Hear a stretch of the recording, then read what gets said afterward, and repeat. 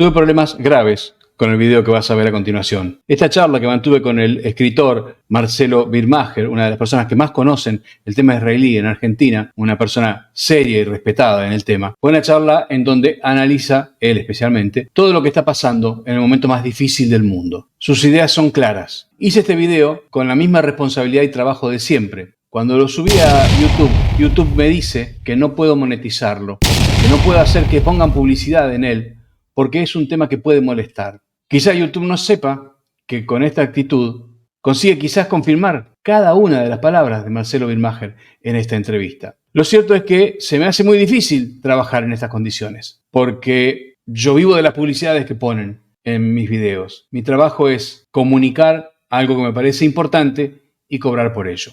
No lo puedo hacer esta vez. Así que si alguno de ustedes cree que este contenido es importante, he aquí la manera de colaborar. Si no, de cualquier manera, es importante, si les interesa, que puedan seguirme en las redes, poner like, comentar este video, porque me parece que hay mucho para aprender de esta charla. Incluso si no estás de acuerdo, hay mucho para aprender. Y aquí también tienen la manera de colaborar económicamente en el caso de que puedan y quieran. De cualquier manera, seguiré trabajando porque creo que hay cosas que hay que decir, por más que YouTube no nos dé una mano. Aquí está.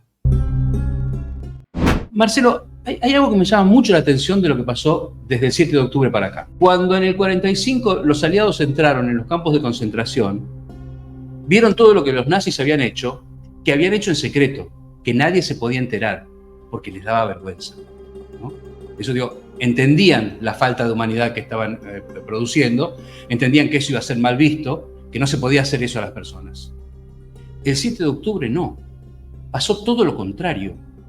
La masacre la hicieron para que se viera y la mostraron y les fue bien mostrándola.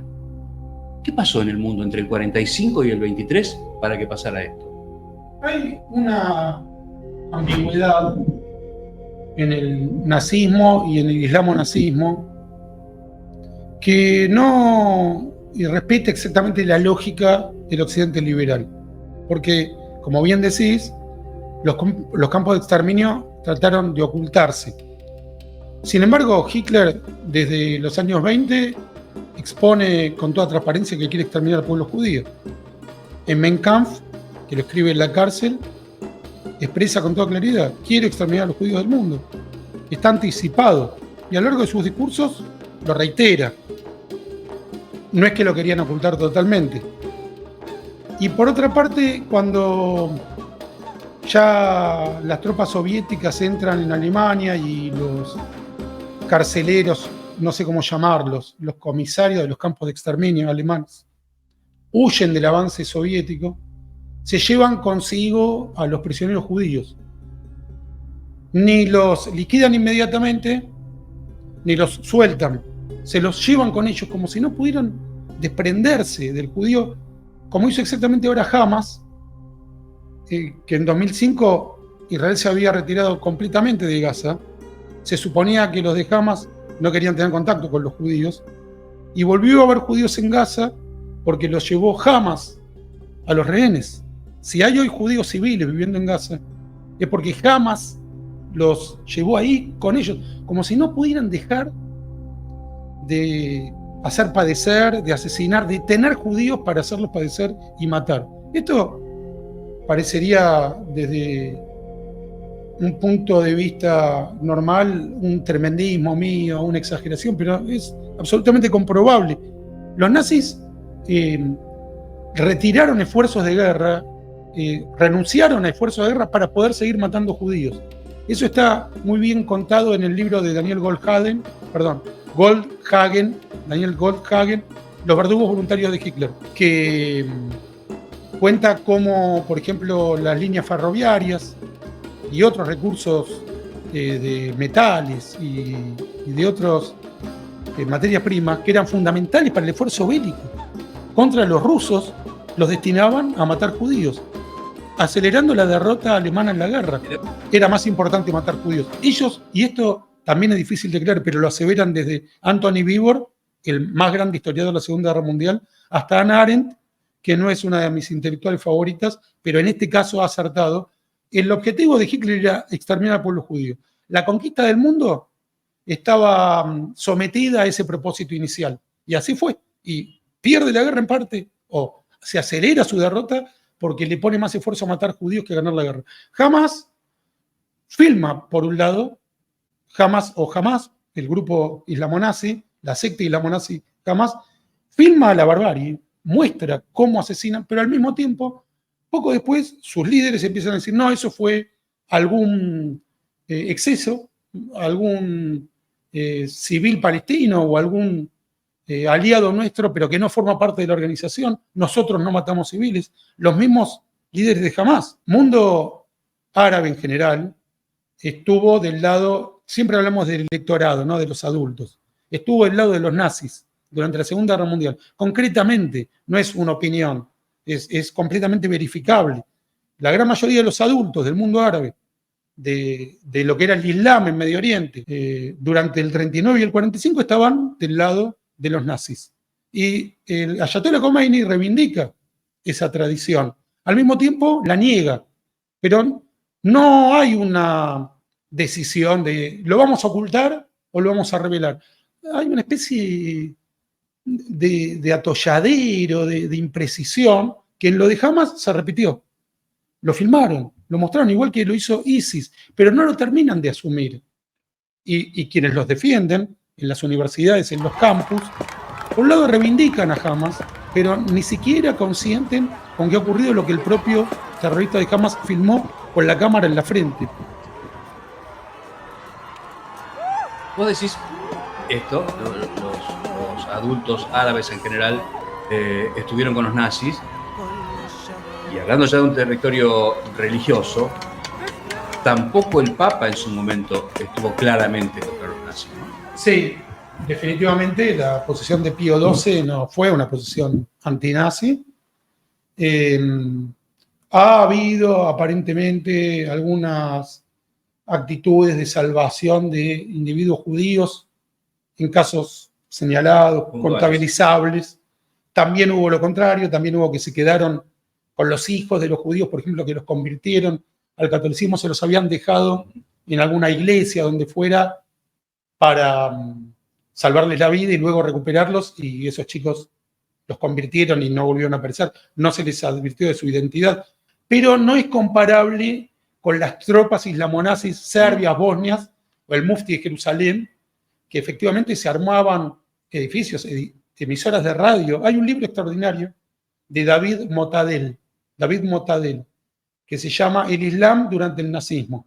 Yo prefiero decir el islamonazismo, no me gusta englobar a la religión.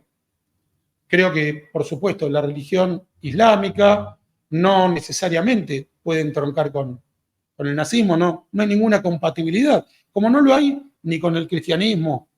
No hay nada que lleve de suyo a una religión a concatenarse con el nazismo. Pero en particular existió un emprendimiento nazi, no clandestino, no que tenés que investigar, no, lo googleás y está.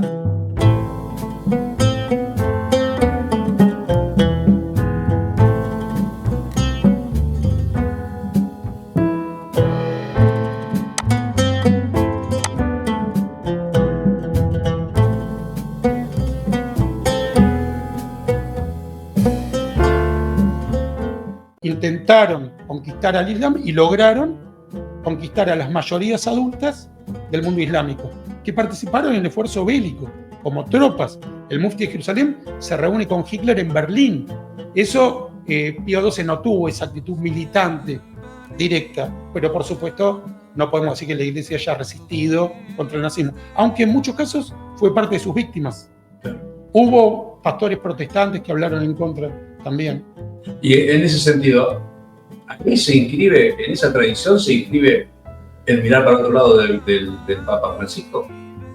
Me cuesta mucho criticar al Papa porque, como no soy cristiano y es la autoridad de tantos miles de millones de fieles, es una posición incómoda para mí, pero lo que sí te puedo decir es que hay un pensamiento progresista en el que el Papa Francisco parcialmente se inscribe, que está totalmente equivocado respecto al conflicto en Medio Oriente. Yo estoy totalmente en desacuerdo con sus posiciones. No creo que eso devenga de la doctrina cristiana.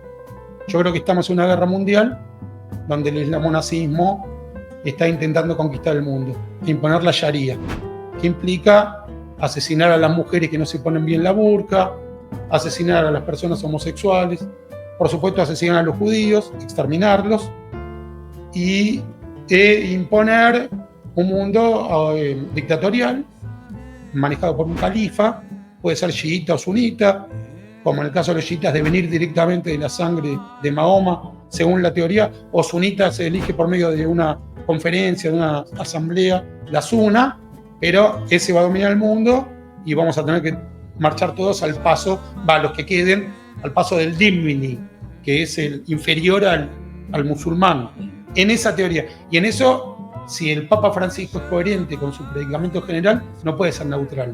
Tiene que estar del lado del occidente liberal, con, por supuesto, su posición, pero contra el intento islamonazi de conquistar el mundo. ¿Y por qué te parece que el progresismo se equivoca tanto?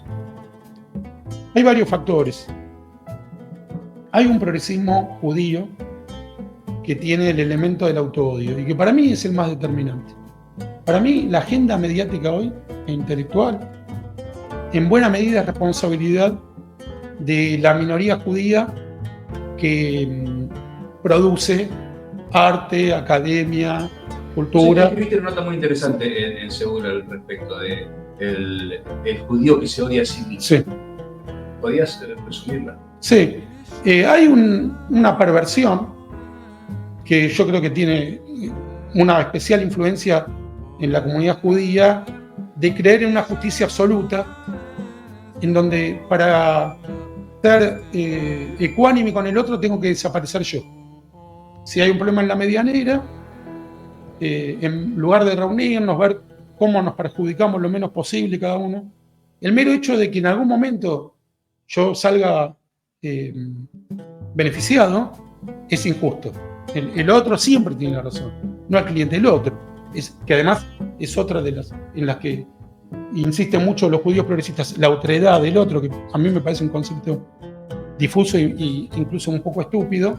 Yo hablo del prójimo, de los demás, de Osvaldo, Marcelo, el otro con mayúsculas, me parece, una pelotudez. Y esa otredad a la que se le permite todo. Entre dos personas en el occidente liberal, yo tengo que respetar absolutamente todo lo que vos digas, pero si ese mismo intelectual, está en la Meca y lo obligan a sacarse los zapatos y cortarse el pelo y lo que fuera, lo va a respetar a pies juntillas porque es otra cultura. Y efectivamente, por motivos que para mí no son del todo descifrables, la intelectualidad judía, la inteligencia judía, ha tenido una influencia decisiva en el occidente liberal. El cristianismo, el psicoanálisis, la energía atómica, Hollywood. Hollywood es étnicamente una creación judía, eso no es ni racismo ni prejuicio, es como el Little Italy es de los italoamericanos y parte del cine, desde Coppola hasta Scorsese, es indudablemente italoamericano, y la Argentina deviene de la cultura española e italiana, Hollywood deviene de la cultura judía. Pero Hollywood no se ha volcado a la defensa del occidente liberal con la enjundia que desde hace décadas necesitamos y que en la actualidad es decisiva. ¿Con qué enjundia? La de Casablanca. Play La Marseillaise. Play it. Hello, the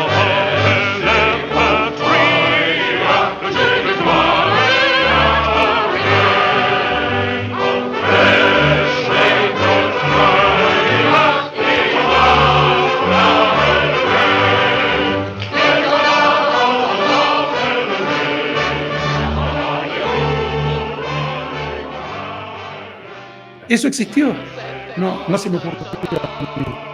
Durante la Segunda Guerra Mundial, que es exactamente igual a esto, en los propósitos, en los objetivos, la intelectualidad judía se puso del lado de los aliados.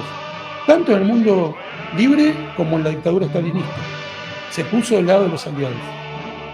En la actualidad hay una proporción, siempre es una minoría, pero muy influyente, que está en contra de sí misma. a partir de ese mesianismo pervertido, que es la justicia absoluta.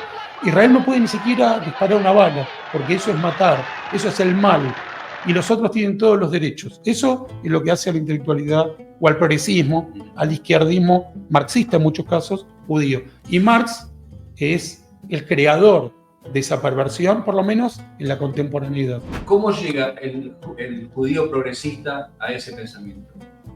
Tiene un elemento de perversión fanática, que está muy relacionado con la inteligencia, con la creatividad, que es como un desorden de la inteligencia, porque son muy Chomsky, la propia Hannah Arendt, que en buena parte de sus escritos es antisionista. Ella estaba en contra de Ben Gurión, estaba en contra de Begin, los acusaba de cosas horribles, no la voy a reproducir. Ella estuvo en contra del juicio a Eichmann, escribió cosas horribles sobre el juicio a Eichmann, personas extremadamente inteligentes. Y también en otros factores, me voy a salvar yo, que maten a los sionistas. Yo soy un judío no sionista, a mí no me van a matar. Eso ocurrió también durante la Shoah. La idea de que si vos haces tal o cual cosa, vas a quedar impune. Incluso que si te convertís, vas a quedar impune. Yo no pretendo convencerlos por medio de la conveniencia, pero les expongo el hecho, los van a matar igual. No es que con eso pretendo que estén de mi lado, pero la verdad hay que decirla. No les importa lo que decís. Finalmente a Miriam Bregman los islamonazis la quieren asesinar igual que a cualquier judío que lo sea. O sea que es muy parecido a lo que ocurre en el mundo gay.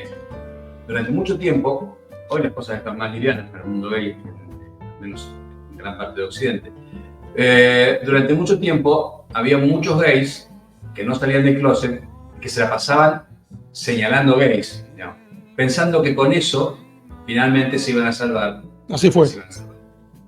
Ahí tenés un elemento, el miedo, la cobardía, separarme de mi identidad. Además, en el caso de los gays, la identidad más profunda, vinculada con los afectos, con el deseo, que es necesidad, y que maten a los demás, yo me voy a quedar en mi catacumba.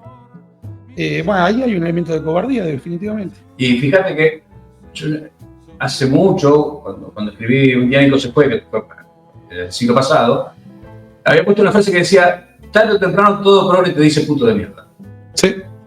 Bueno, en las redes ahora es tarde o temprano todo progre te dice judío de mierda. Está exactamente así, pero qué interesante que traigas esto.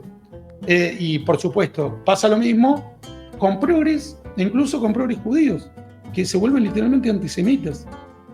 Y creo que está más allá de nuestra capacidad de comprensión. Sí sabemos que es oportunismo, sabemos que se inscribe en el territorio de la maldad, pero no lo podemos descifrar exactamente. Y tampoco sé si tiene sentido. Uno de los cuadritos de Asterix que más me gusta, una de las pocas cosas de las que soy fanático de Asterix, el druida les dice a Obelix y a Asterix: no traten de entender. Están peleando contra los godos y los godos se están matando entre sí. Porque de hecho los islamonazis se matan entre sí. Eso no quiere decir que todos dejen de coincidir en matar a los judíos, pero obviamente Irán e Irak mataron 1 millón de personas en 10 años. Cifras inconmensurables que no van a ocurrir en lo que reste del conflicto de los islamonazis palestinos tratando de destruir Israel. Pero hay momentos en que vos tenés que decir: yo tengo que defender la democracia liberal. Yo tengo que defender el derecho de las personas homosexuales a vivir su vida como se les antoje, en los términos en que se les antoje. Yo tengo que defender el derecho de los adultos a expresarse libremente, a elegir libremente sus líderes, a entrar y salir libremente de cualquier país. De eso estoy convencido. Y el resto no puedo entender todo. No trato de entender. Es interesante porque usaste la palabra maldad. Y yo cuando veo Queers for Palestina, ni siquiera los puedo ver malos. Los veo brutos. No, hay un elemento ahí, y en el caso de los no judíos, que en el autoodio judío, por supuesto, hay un elemento maligno, pero de odio a los judíos que trasciende incluso tu identidad y tus necesidades. Había una formación nazi, las SA de Rom, que eran específicamente gay. Claro, y que eran nazis gay. Sí. Y no entraba nadie que no fuera gay. ¿Cómo lo podés interpretar en un Führer que se planteaba entre sus propósitos exterminar a los gays, porque odiaban más a los judíos de lo que se querían a sí mismos? Y eso pasa con los Quers for Hamas, porque Palestina hasta hoy es Hamas y la autoridad palestina, que son en ambos casos islamonazis. Y acá hay algo fundamental, Osvaldo.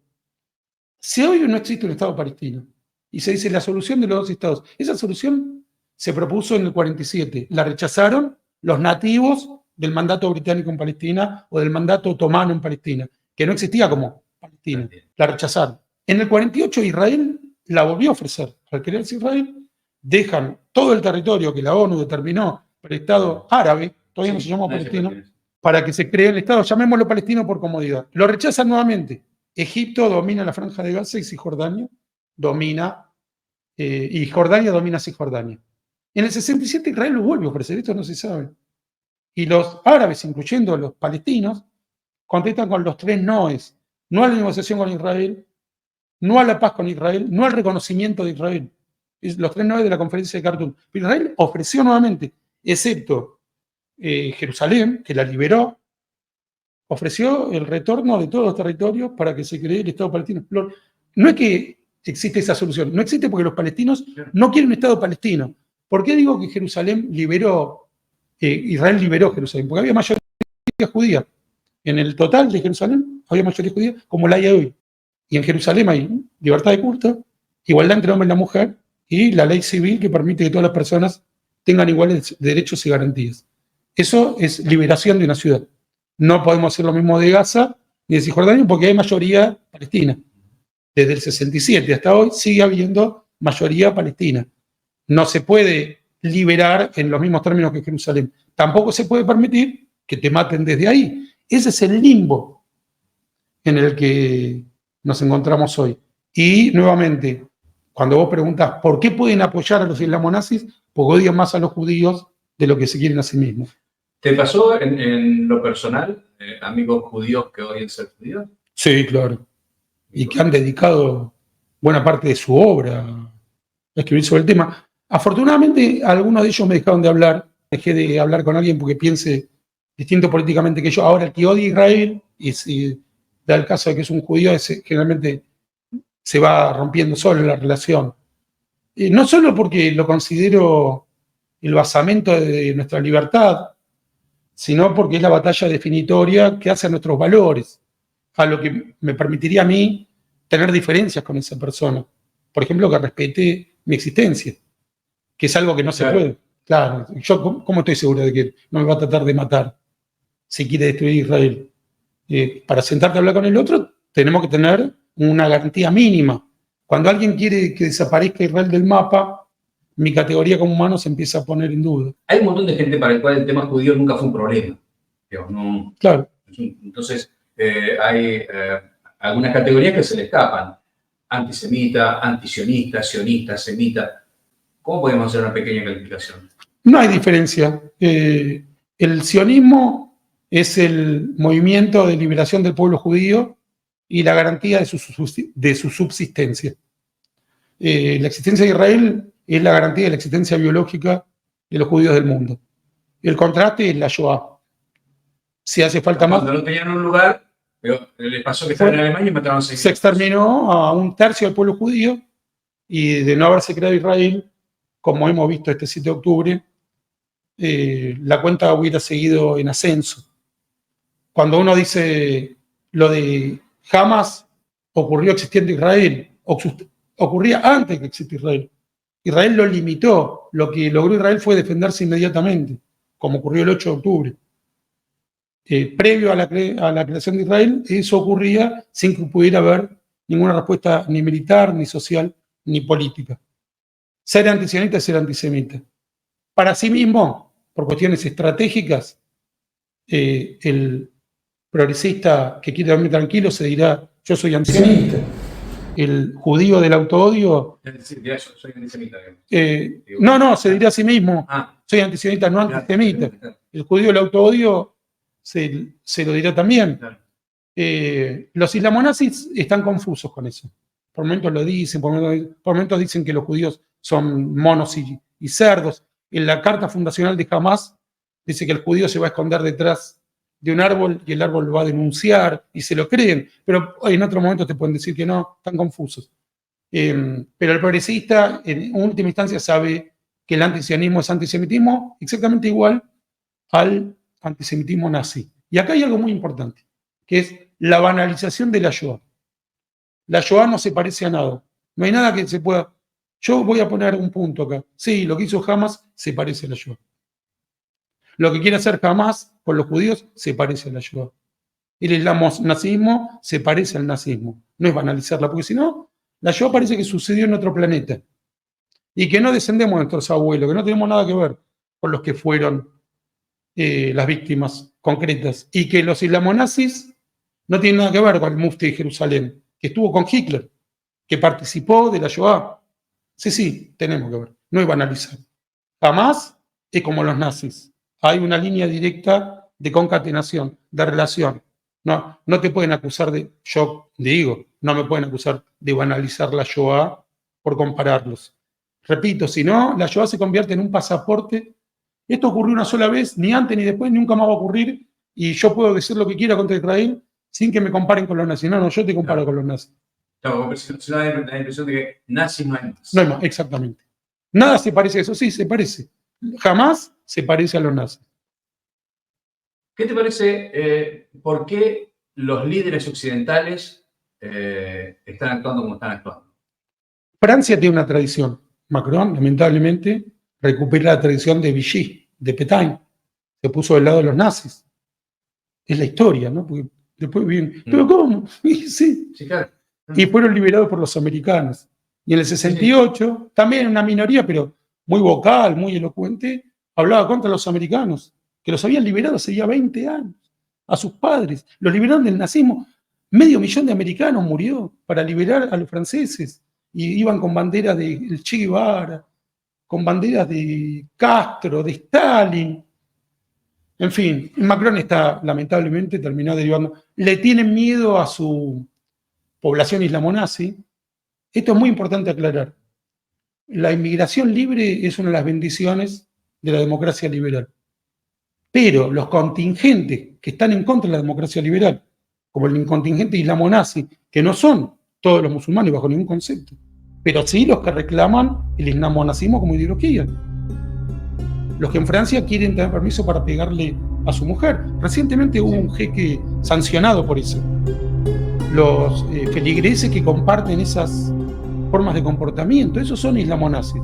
Se expresaron en el 2005 que quemaron miles de autos en París, prácticamente coparon. Yo escribí una nota en La Nación, parte de París. Esto que vemos fue lo que sucedió a principios de semana y durante el fin de semana pasado. Bueno, y ahora hay estadísticas, ¿sí? Tuvo que comparecer el ministro del Interior en el Congreso y los números son estos. Un total de 2.508 edificios y 12.031 coches han sido incendiados en los disturbios que han sucedido en Francia desde el pasado 27 de junio. Y hoy... Quema de iglesias también. Por supuesto. Asesinato de judíos, golpiza contra judíos. Al grito de Alá es grande. Y hoy esas banderas palestinas, que en este contexto concreto, en estas manifestaciones, ocupan el mismo lugar que la bandera de la esvástica, atemorizan a Macron. Lo ponen de algún modo contra la pared en tomar una decisión. ¿Voy a defender la democracia liberal o voy a apaciguar? Y eligió apaciguar. Y el apaciguamiento fatalmente es convalidar el asesinato de judíos en defensa, que está haciendo Macron en este momento. El occidente liberal ha tenido una actitud ambigua respecto al nazismo. Recordemos que entre el 39 y el 41 Churchill estuvo solo. Stalin fue aliado de Hitler hasta el 41 porque fue invadido por Hitler. Bueno, de hecho, los alemanes entran en Francia como entraron en su casa. Una semana. Pensá que el gueto de Varsovia, los judíos del gueto resistieron un mes, los franceses no resistieron ni una semana. Se llamó la guerra de mentirillas cuando empezó, y después no sé qué nombre ponerle, pero fueron invadidos inmediatamente, y solo, repito, liberados por los americanos. De Gaulle era una figura simbólica, no influyente en el aspecto militar. Y creo que nos falta un Churchill. Falta alguien que tenga la voz de defensa de la libertad en este momento es Netanyahu. Yo creo que es perfectamente comparable Netanyahu con Churchill, perfectamente. Pero Netanyahu no está al frente de la segunda potencia mundial como era Inglaterra en el año 39. Ahora, si bien es cierto, Churchill estuvo solo, digamos, en todos los primeros años de la guerra, ¿Churchill tenía tan mala imagen como tiene Netanyahu ahora? Sí, hasta la invasión de Polonia, cuando vuelve Chamberlain con el papel de Múnich, pasa en nuestro tiempo, Churchill era un beligerante, un warmonger. No sé cómo pronunciarlo en inglés, pero se llama warmonger, un belicista, un disparatado. Sí, a Chamberlain le aplaudían porque había evitado la guerra. Exacto, y Churchill quería poner a la humanidad en peligro.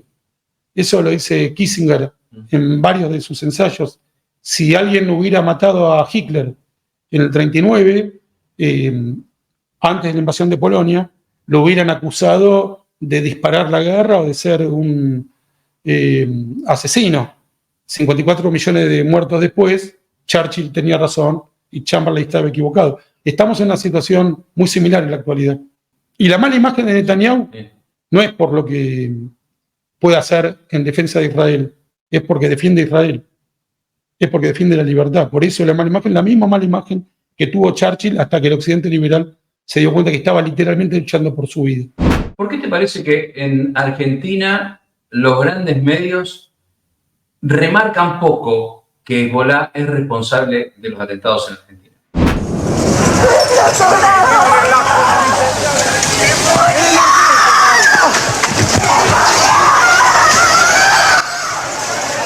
Porque no se dice claramente. Es fundamental. No se dice. No se dice. Incluso periodistas que pueden tener una aceptación de que Israel está defendiendo la libertad y que no tiene ningún componente antisemita, consideran como un tema ambiguo, como que no está. Eso está completamente confirmado por la Corte Suprema de Justicia de la Nación a los pocos meses de ocurrir los dos atentados. Está legitimado por nuestra justicia. Todas las investigaciones conducen a esa conclusión, más allá de toda duda razonable. Estamos más seguros de los atentados cometidos por Hezbollah, ordenados por Irán, que de quién mató a Kennedy. Es mucho más fácil confirmar que Hezbollah, dirigido por Irán, cometió los atentados. Ahí, Osvaldo, se asocian varios factores. Uno, un escepticismo progresista que lleva al relativismo total. No hay ninguna verdad, no hay ninguna realidad. Todo es impugnable, que pone en riesgo los valores ontológicos, que es nuestra existencia, porque nosotros somos porque sí, pero si nada es confirmable, la existencia humana tampoco. Hay algo de sofisticación, de snobismo. Bueno, yo dudo de todo. Ese es uno. El otro elemento es que el periodismo, yo creo que en una buena porción, sigue el predicamento woke, sigue el predicamento del progresismo de las universidades, la academia y las artes de la progresía del occidente liberal, y no quiere ponerse del lado de Israel y Norteamérica contra los islamonazis iraníes. Quiere seguir ocupando este rol de, entre comillas, diversidad, que no tiene nada de diversidad, es ser neutral contra los que quieren exterminarte. Y ahí tenés otro componente. Y luego, un tercer componente, yo creo que minoritario en este caso, que sí se asocia o con el autoodio judío, porque hay judíos que han dedicado su carrera a negar la responsabilidad de Irán. Yo lo conozco personalmente. Judíos que han escrito libros y que han denunciado a dirigentes judíos diciendo, este quiere hacernos creer que fue Irán, y que dedicaron su vida periodística a eso. No importa. Pero han dedicado su vida periodística a decir, no fue Irán. Incluso podrías dedicarte, en el mejor de los casos, a hacer silencio. Porque tanta enjundia en proteger a los iraníes, que ahí sí, no me lo vas a negar, está del lado de Hamas y está del lado de Hezbollah. Eso no hace falta que lo investiguemos, ¿no? Eso está claro. No hace falta que lo investiguemos. No, pero han dedicado a eso. No trato de entender. En 2005 Israel se retiró de Gaza completamente. Y, un dato que no se remarca lo suficiente. Por supuesto. Y empezaron a tirar misiles al día siguiente. Al día siguiente empezaron a tirar. Y secuestraron soldados. y mataron civiles. Israel no volvió a invadir, ni siquiera volvió a invadir. No llevó a cabo un esfuerzo bélico de magnitud. No ocurrió. Ese es el esfuerzo bélico que se está llevando a cabo ahora. Yo te voy a decir, y trato de cerrar para no saltarme borrágico, la perspectiva que yo veo posible y la que veo en la cruda realidad. Yo creo que hay una perspectiva posible, que es que Israel, con el acompañamiento de las democracias liberales, reconfigure Gaza y Cisjordania, que derrote incondicionalmente a Hamas, como los aliados derrotaron a los nazis, que derrote incondicionalmente a la autoridad palestina de Mahmoud Abbas, como los aliados derrotaron a los nazis.